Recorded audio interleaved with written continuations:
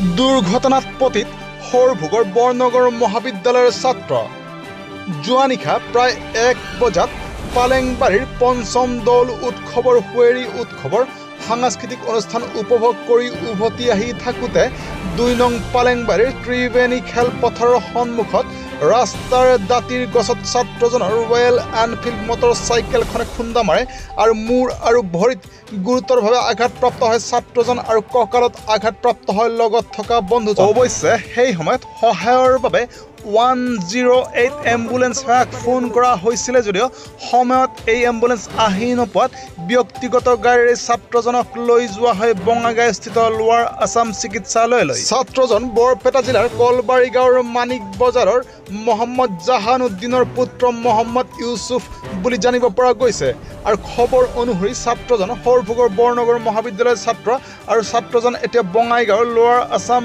চিকিৎসালয়ৰ ভেণ্টিলেশ্যন চেম্বাৰত ভৰ্তি হৈ আছে।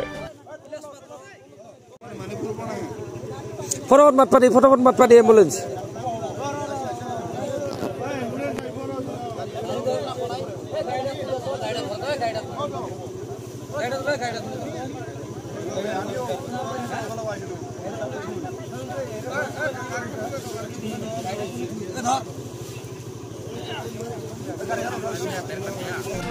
পালেংবাৰীৰ পৰা অজয় কুমাৰ ৰায়ৰ ৰিপৰ্ট নিউজ টাইম 3।